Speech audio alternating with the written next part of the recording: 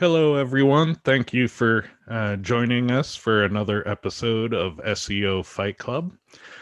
Today we have a guest. We have Carolyn Holzman, and she's done a number of Nordstrom field observations after our last field observations episode. So this is kind of uh, spawned out of that episode. There were unanswered questions, and she dug deeper, and we're going to dive into that today. But first, we will do a little bit of boilerplate.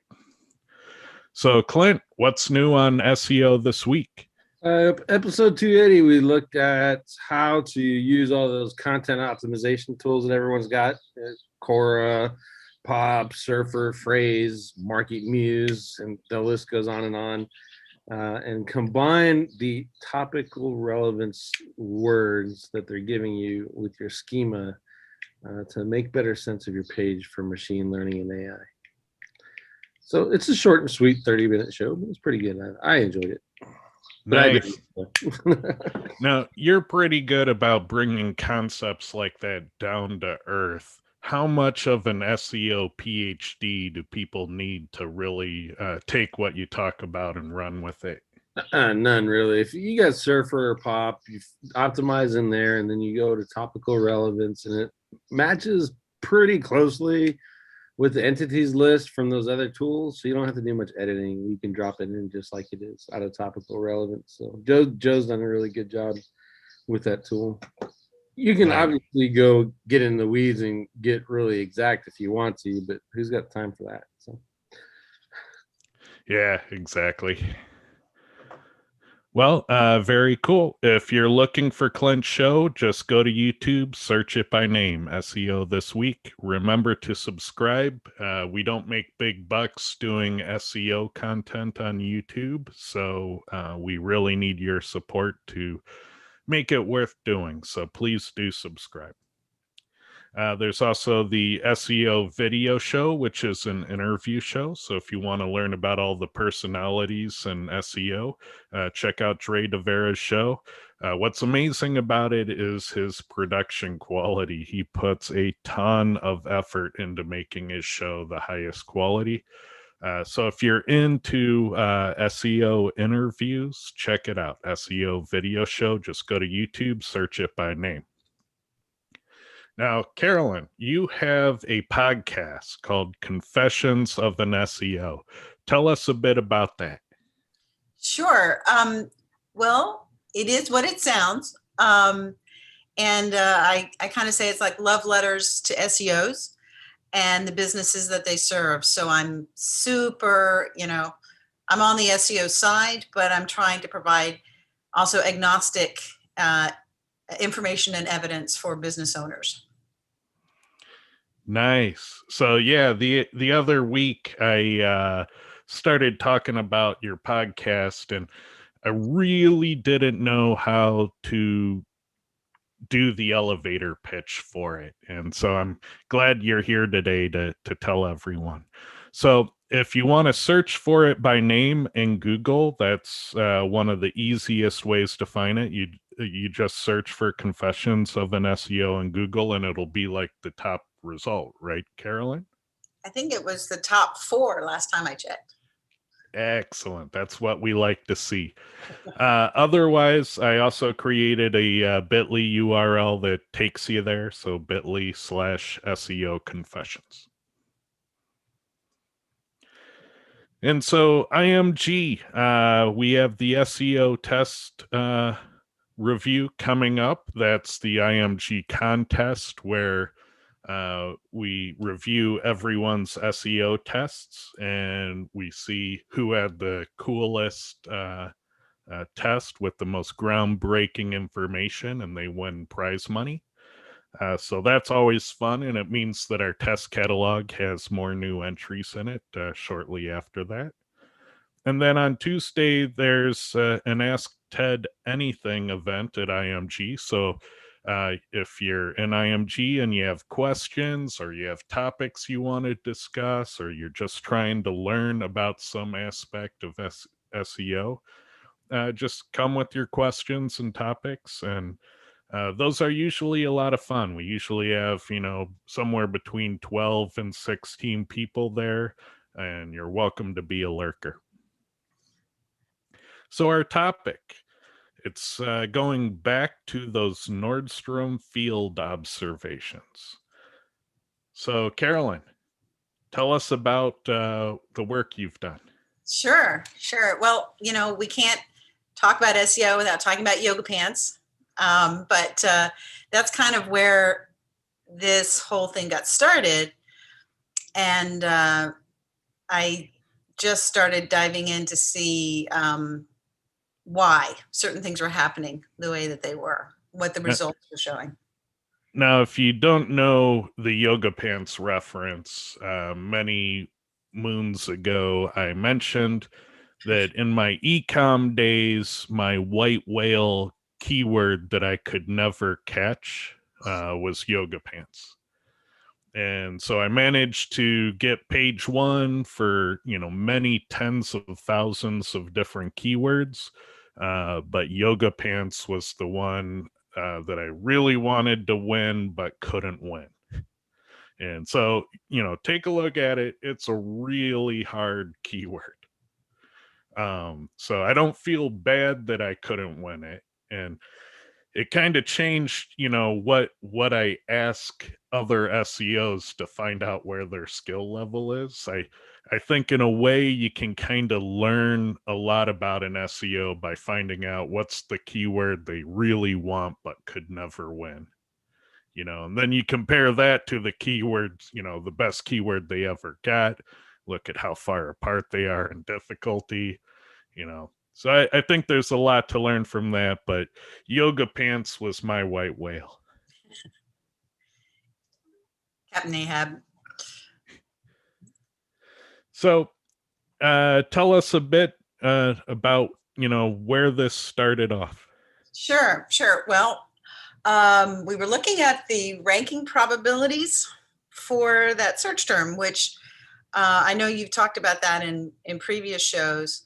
But there was one at the number 29 spot that seemed to have, as you can see, like a really wide range. And, as you've helped me distinguish, it's the way to visually see when Google is testing something upward to see how it's doing, if they push it up or down. And just to briefly explain to anyone who doesn't understand what they're looking at here, this comes from a proprietary tool I have made that will check your rankings for a keyword 20 times in 1 minute. And then it's statistically going to look at all the places it ranked in that 20 tests. So what you're seeing here is a little tiny bar chart of where it was ranking. So it largely ranked at number 39, but Google was also testing it upwards at these other rankings. And so what you have is some description of what are the odds of what someone else will see when they check this keyword for that URL, which is it appeared in 100% of searches, but 20% of the time it was at number 39 with the worst case scenario of 39. So this green means that there's a lot of upward testing from Google. So usually ranking 39, but Google was trying it in a lot of other places. And you don't see this very often in a high competition keyword like yoga pants. And so if Google's saying, whoa, this page looks great, let's try it a lot higher, stands out like a sore thumb, made us all look at it going, I wonder what they're doing on that page. So does that about describe what you were thinking too? Yes. I mean, and we were kind of looking at that URL itself, trying to find out, what was unusual about that page. And by going to the site, I couldn't find it in the navigation anywhere. because I was just trying to think, you know, where would they stick that kind of page, looking at that URL. And what was interesting is after like 20 minutes of trying to figure this out, I think you were kind of like, this is only in the search results. This is not in navigation. It's not that, you know, we're being blind. It's like, it's not there. And so that's kind of where we kind of left it, but it kind of exploded in my head because I'm like going, that just sticks out like a sore thumb just through that URL. Yeah. So what we tried to do is we tried to find it on the website to see what was going on. And it wasn't a category page for yoga pants. It was a RESTful URL for a keyword search on the website. And that was ranking. And when that happens, you know, the funny thing about that happening is that's not an accident. Like, you know, you don't make RESTful URLs for just arbitrary, you know, website search terms. So the fact that this happened, this was engineered to work this way. Somebody did that by design. And so that's important because it tells us that there's a reason they're doing it. There's something they know that we don't know. And they got an engineering team to build it into their web development. So this wasn't an outside consultant who changed the Nordstrom website. No, this was their engineering team purpose built this capability. So the first thing I tried to find was the robots text file, which is easy enough to find. And it shows pretty much what they really don't want, I guess, Google to see, but probably not even people. But there was a large section where you could see they had like test in the URLs. Yeah, there's a lot of those test pages. Of course, I went to a lot of them. Did anything stand out when you visited them? No, they just kind of looked, some of them were pages where clearly it's like kind of like saving it as a model that they could use for other things. Interesting, like a prototype this type of product or a Yes. prototype that type of product. Yes. Did you check the non-test version and see if there's a matching, like Tom's Desert Wedge booty women? No, I didn't. See if they're doing a CRO test. That might be cool. Oh, that's an interesting thought. Yeah, they could be doing like Optimizely or Google Optimize, and those were alternative treatments. Yeah. Yeah, that makes a lot of sense. And at the bottom of the robots text file is where I found the sitemap. And I think, yeah. And so when I went to it, you had to download it. And then I opened it in a file editor, and it was like that list of sitemaps. And so I found SR pages. So this structure is allowed in the sitemap specification. This is a sitemap of sitemaps. And you typically have to do that when you have a very large website because Google has an upper limit of, I think, 10,000 URLs per sitemap. So if you have a website bigger than 10,000 URLs, you have to break it up into different sitemaps. It's 50,000, but you don't want to typically go over 40,000. They get funky. Yeah. So what Clint said for sure, I was guessing at the upper limit. It's been a while. But here they're doing something different. They've broken up their sitemaps for specific purposes. So they have a product sitemap, they have a sold out sitemap, they have SR pages, which I'm guessing is those search results, and then ST pages. I have no clue what that is.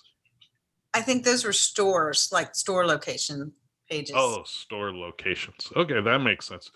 So they're breaking up their sitemaps by different page types or page statuses. So I'm guessing these top two are both product URLs, but product URLs with the sold out status go in here, and products that are available stay in there. And this probably lets them have an understanding as to whether or not there are any indexing issues for these certain page types or statuses, which is really smart. This is how you tease useful information out of Google Search Console. Clint, do you do this at all? No, but I was thinking while you guys are showing this, I was wondering if, well, I know you could do it. I wonder the effect would be if you actually took your silos and busted out your silos in individual sitemaps and put them in your sitemap index like this. Well, it would tell you if any particular silo had a problem with indexing. Yeah. The problem with this, though, is I've seen it in Google Search Console where the sitemap interface will say that the URLs are indexed, but the normal inspection interface will say that a page isn't indexed. And they're not necessarily in agreement inside of Google Search Console. So I often wonder about, which index status is the most correct. And I've never done a study. Have you seen any inconsistencies like that, Clint? Yeah, all the time. That goes on together with the inconsistencies with the actual search results versus the Search Console reporting. Typically, oftentimes when I see it on the sitemap saying that it's indexed, it's actually in the search results, regardless of the no index status inside of the actual console itself. Nice. That's a good nugget to know right there. So the big surprise was when I was making these slides and I went back to find that SR page sitemap. They took it out. Now, do you have a theory on why they did that? Well, I'm always quick to put on the tinfoil hat. So I immediately thought they were like, that was something they didn't want, maybe like a competitor or something to see or to be aware of. But I like your idea better. Yeah. My experience in online retail is that, sometimes on time sensitive things, we would bend the rules. We wouldn't bend the rules all the time because, the business is too big to fail. But sometimes you have a shipping cutoff or specific promotion dates or a season is coming in or out of effect, and you have something urgent that you need to, put all focus on, including SEO. And so sometimes we would do things that, normally wouldn't be kosher for a business as big as Nordstrom, but there was so much risk and so much urgency in not succeeding that it could be a nightmare. An example of that is like calendars that you hang on your wall and have cute pictures of puppies or penguins or something like that. There comes a date where if you don't sell those by, they're garbage. You literally take them out of the pick bin in the warehouse and you walk them over to a dumpster and they're toast. And so if you're coming up on a hard date for a product like that that will spoil, you do what you can to get those things to rank and to move. And so I kind of think that Nordstrom probably felt like they were in one of those gray areas with this tactic. They were bending the rules, and then they saw a non-bot poking around, and they probably thought it might be a manual review. And then they're like, take it down, take it down.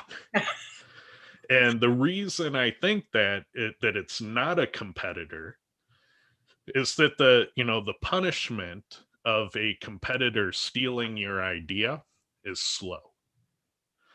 If they took it down quickly, they were afraid of quick penalties. So they thought that there could be short-term consequence, and they took it down right away. So I think it's probably more along the lines that they knew what they were doing is gray hat. They knew that human beings were snooping around, and they took it down out of an abundance of caution. Still, it's an exciting reason why.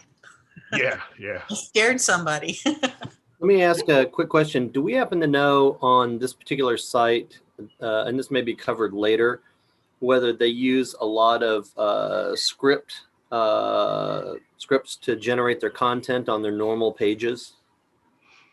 In other words, the SR pages could be a response to Google's issues with rendered indexing. Well, the problem is that they are non-existent categories for the most part. They happen to coincide with some categories, but it's search results. So if it was an accidental thing, it's really hard to explain how they could accidentally engineer the RESTful URL state for keyword searches. That doesn't happen by accident. And it's not something that we saw in the primary navigation of the website. These were pulling up search result pages, for very specific things without being linked to on the page. It's possible that it could have been widget fuel, so to speak, where these search result pages then funnel into upselling carousels. Here's other yoga pants, here's other coffee mugs, here's other things you might be interested in. I would be tempted, if I were them, to use those SR pages as part of upselling carousels, because then I'd have a defense for manual review for why they're there and why we have them indexed. But I don't think they thought it all the way through. How could they take this gray hat technique and make it white hat? But at the end of the day, we don't exactly know why they did this.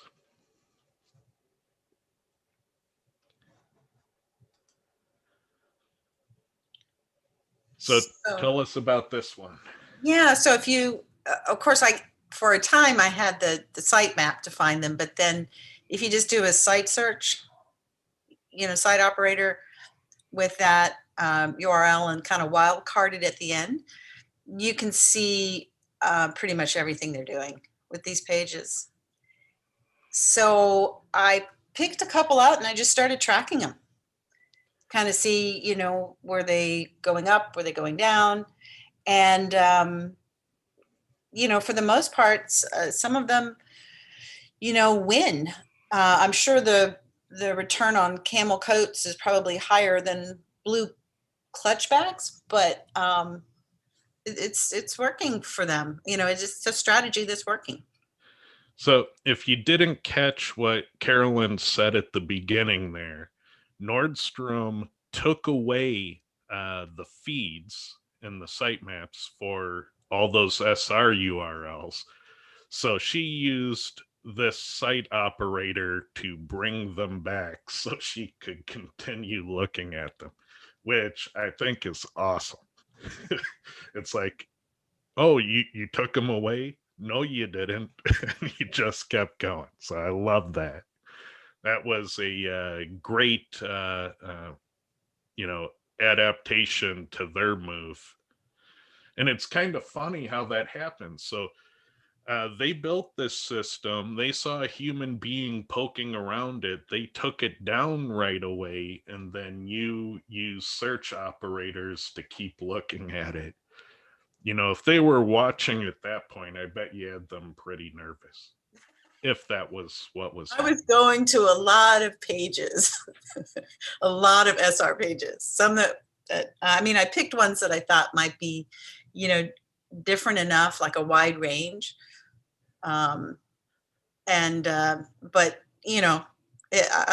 that's kind of neat to think that they were probably scared out of their minds. Yeah, I'd bet they were, probably watching their sitemaps, and they're used to seeing a list of bots, and then they saw this human being from outside their headquarters poking at the sitemaps, who's not a bot. And then they probably saw the same IP looking around at stuff. Yeah, that it's the type of thing that they would be doing for sure at that level. Well, I think Google even has an office in Austin, so I'm sure it was having some fun stuff. So these are the details. And this is out of SERProbot. So it typically shows you, the top 10 in the SERP. And then on the right-hand side, the previous results, those are the previous days. So I think at the time, I had been tracking these for about 10 days just to kind of get a feel for what were they doing. Interesting. So how are these mostly threes? What makes that happen? It's just where Nordstrom was in the SERP. And then the day I happened to take, this reading, they were in position 1. Okay, so the bulk of this area is the current SERP, so 1 through 8, and then each of these is a previous day's ranking for Nordstrom. Yes, if I had captured all of that data, it would have made this information hard to read. So I figured I could just cover it verbally. Interesting. So yeah, they've been ranking this SR page for quite a while, so at least a couple weeks according to this data. And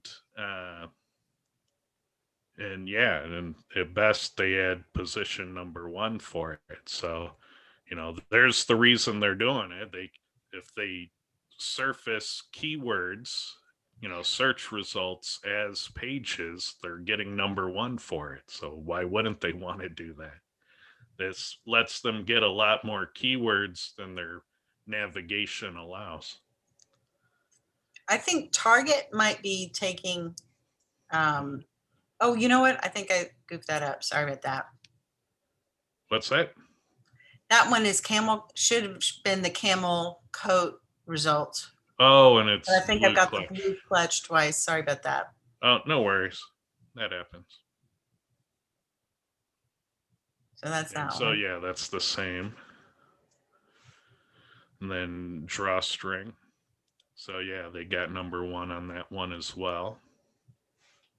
And they kind of tend to bounce, like taking a look at them in the last few days, like where I took that reading, like they were number 1, but another day they might be in position 2 or 3. So, but they usually bounce. If they get up in these top 3 positions, they generally just sort of float around in there.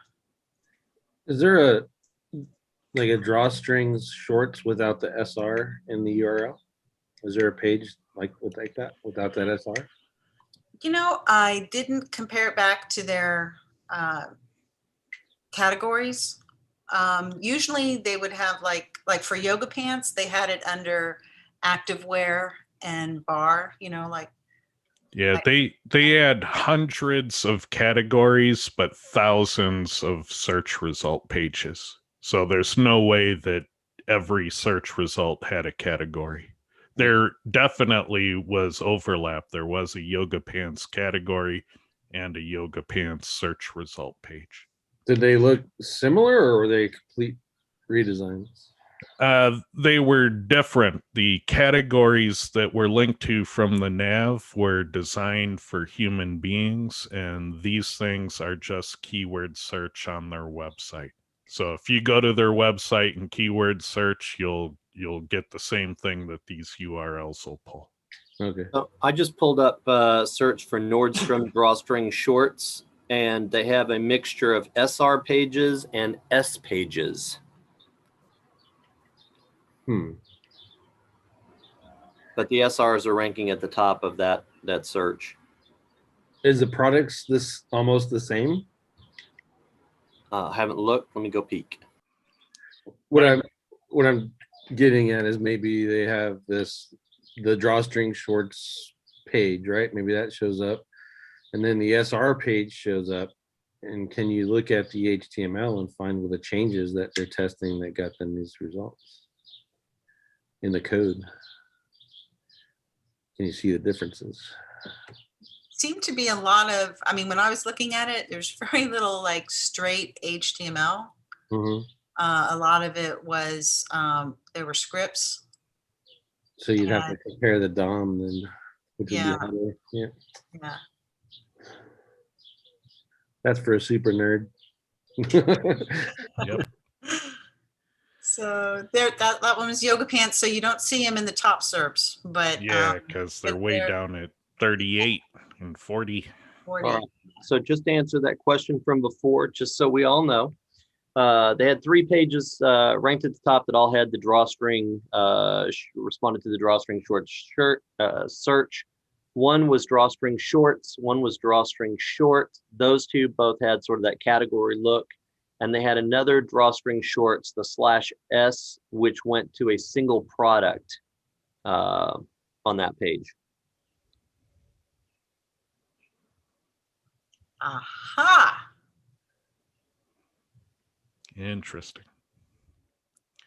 There's a Make a question. DOM compare tool. There's a question from YouTube. How did they know someone was playing with the SR page? It wasn't the SR page directly because they're trying to get lots of humans to go to those from organic sources.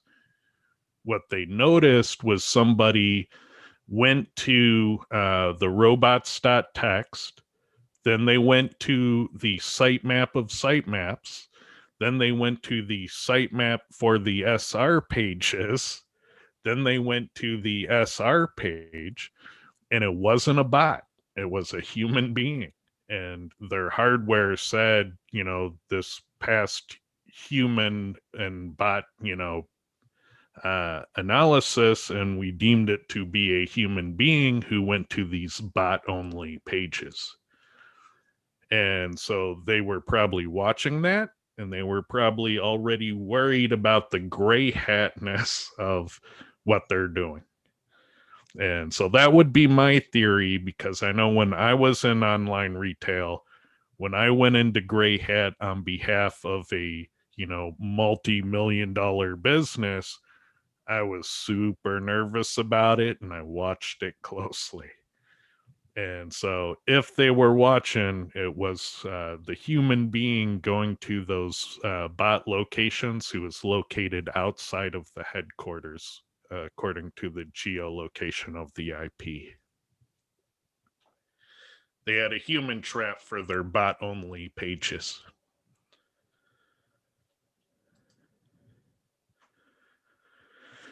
So tell us what we're looking at here. Okay, well, this comes from SEMrush, and because I wanted to see like why, what would be a clue to let me know.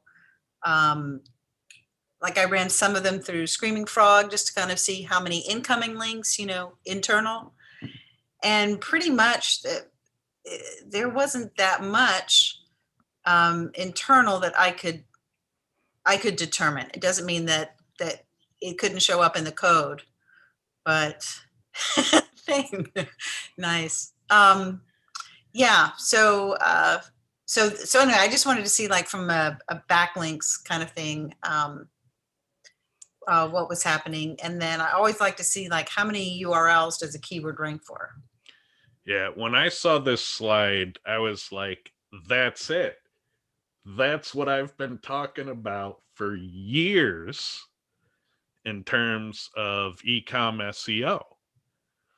Because when I was in ecom, I worked for an online retailer that was doing about 65 million per year in $40 carts, which is pretty big.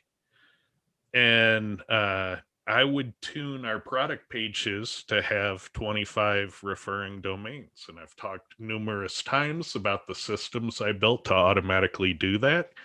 And look at what Nordstrom's is doing. They got 23, and here's another one that's doing it to 19. And so when I saw this, I was like, wow, that's awesome. This is a search result page that has no links and navigation. What the heck is it doing getting referring domains? How does that happen when they're not in the navigation? Any thoughts on that, Caroline? Well, I went and I looked at them, and it was a lot of coupon type sites. So SEO link building? Yep, 101. So we have an engineered case where search result pages are being surfaced as content with sitemaps, and that doesn't happen accidentally. These links are not in the navigation, so you can't navigate to them from the main website. And they're accruing what I consider a magic number of referring domains. I mean, to me, this smacks of an SEO, and pretty adept one too. This was done on purpose. And so I find that fascinating. Then we look at this next one, the blue clutch bags, and they're not doing it. Right. And so that tells me something else. That tells me that unlike the system I built for my online retailer, which was automated, I would have built the 25 referring domains evenly across the board automatically through systems. This person is manually doing it, probably for a product that matters. So they probably have something time sensitive about these camel coats, like we're coming out of season and they need to sell them out before they end up going to Nordstrom rack and being liquidated. Or they're deep in those camel coats. They have, way too much and they need to get the money back out of them. There's some reason why this keyword was worth this manual effort, and why this other keyword of blue clutch bags wasn't. Maybe those camel coats have amazing margin and they just do great for revenue. Maybe they're deep in them and they need to get the investment back out. Maybe it's the end of the camel coat season and they need to sell them before they're garbage. Yeah. But these blue clutch bags, those might sell well all year round. There might not be pressure to sell these right away. And thus, manually, they got no love. And so when I look at stuff like that, there might be competitive intel into what we're seeing in this data.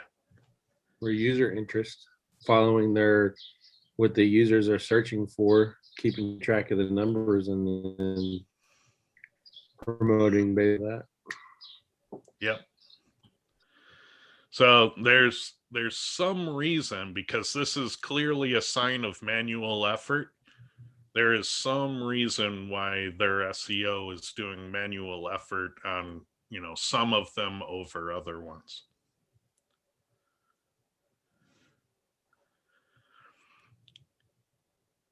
Here's another interesting one where the drawstring shorts warranted 1.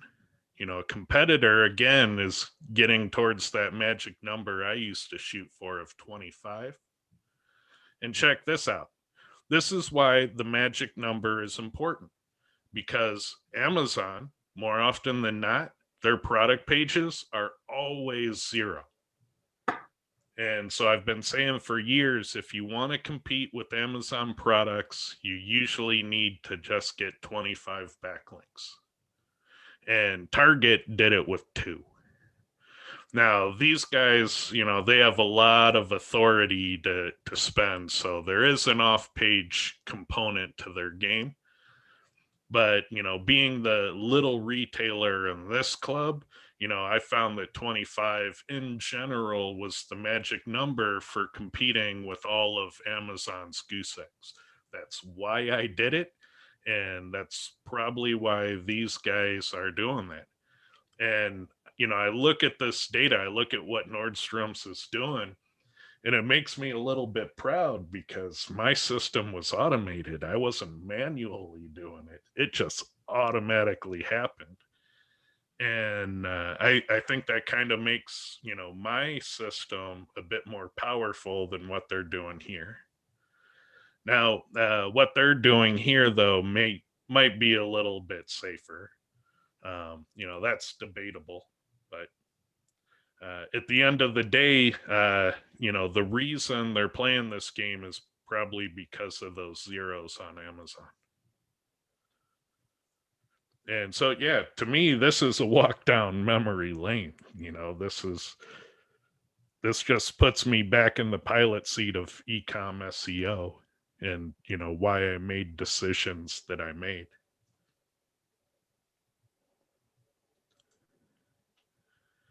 Then, of course, yoga pants. And, yep, Macy's, 15 up there.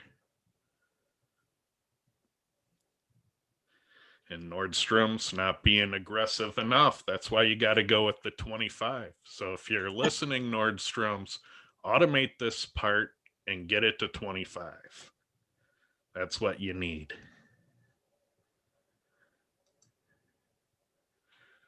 So any final thoughts on that whole, experience of doing the Nordstrom deep dive? I like that it created a lot of opportunities where you can follow some of these big guys in their SEO tests that you wouldn't typically be able to do on a smaller scale, right? So seeing what they're doing, using their money, monitor the changes in their CRO changes, etc., and then apply that to your ecom site or your informational site or whatever you're trying to mirror with a smaller brand. Use their money for CRO and testing, and then apply all the stuff that they're learning. Great.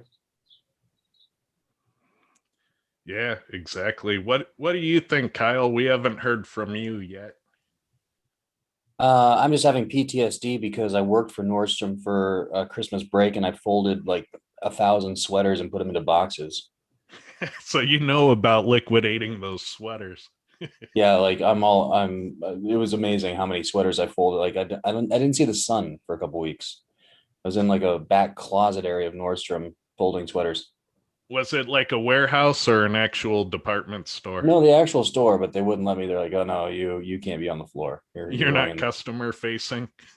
No, yeah, well, you should not be anywhere near the customers. Let's put you in this little hole and have you fold sweaters and put them in boxes. That's hilarious. I'm trying to imagine that. They do have good coffee though. If you ever, I don't know how they're doing in the COVID times, but if you can ever they have like they call it the coffee bar or the bar, yeah. But it's only serves coffee, but it's actually pretty decent coffee if you've ever around in Nordstrom if they still exist. Yeah, the Nordstrom here in Seattle actually has a martini bar uh, in the middle of their store, and they've got like the most amazing mixologists who can tell you the history of all the drinks, and it's just incredible. When you Um, when you become an employee, you have to watch this like employee video when they talk about we will do anything for our customers. Like if a customer needs a different size, we will totally do it, blah blah blah, or this or that.